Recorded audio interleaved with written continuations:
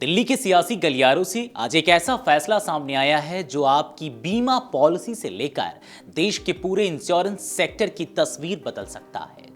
लोकसभा में सरकार ने सबका बीमा सबकी रक्षा विधेयक 2025 पेश कर दिया है।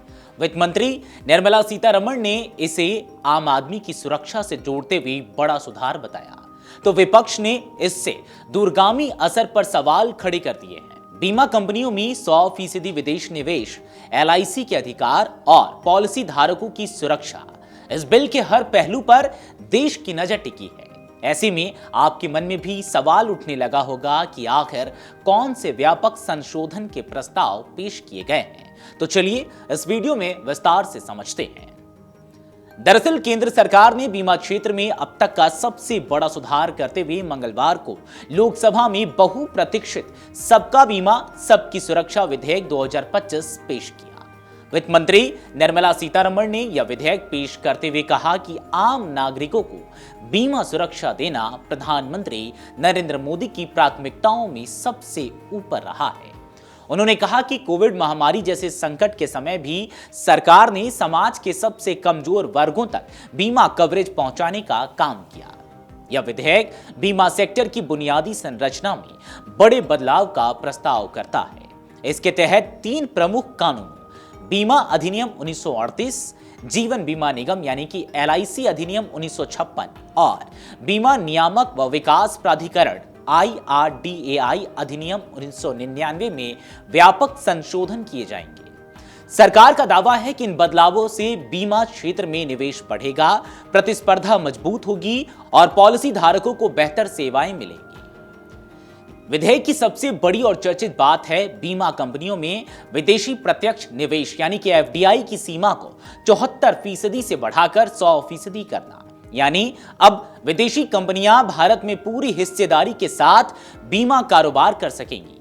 सरकार का मानना है कि इससे न सिर्फ विदेशी पूंजी आएगी बल्कि अंतर्राष्ट्रीय बीमा कंपनियों की आधुनिक तकनीक, नए उत्पाद और बेहतर जोखिम प्रबंधन प्रणाली भी भारतीय बाजार तक पहुंचेगी। विशेषज्ञों के अनुसार इससे बीमा प्रीमियम सस्ते होंगे और कवरेज बढ़ने की संभावना है।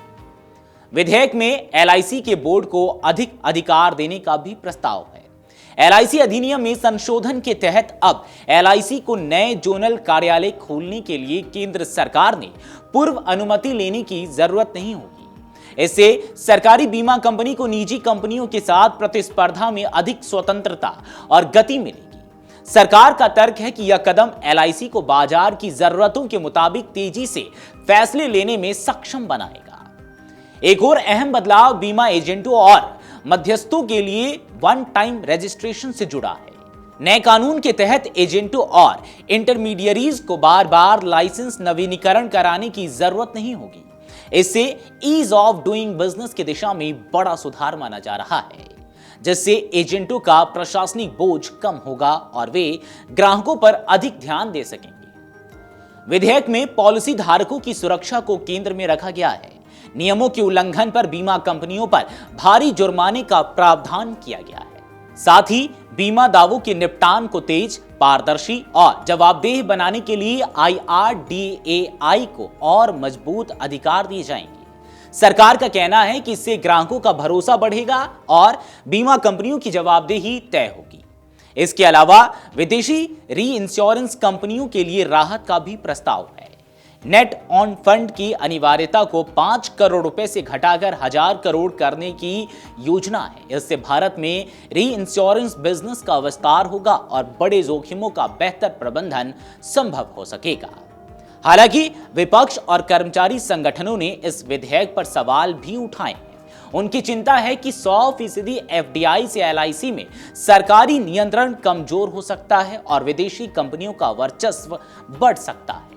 सरकार ने सफाई दी है कि विदेशी निवेश के बावजूद कंपनियों के शीर्ष पदों जैसे CEO या MD पर भारतीय नागरिकों की नियुक्ति अनिवार्य की जा सकती है ताकि राष्ट्रीय हित सुरक्षित रहे।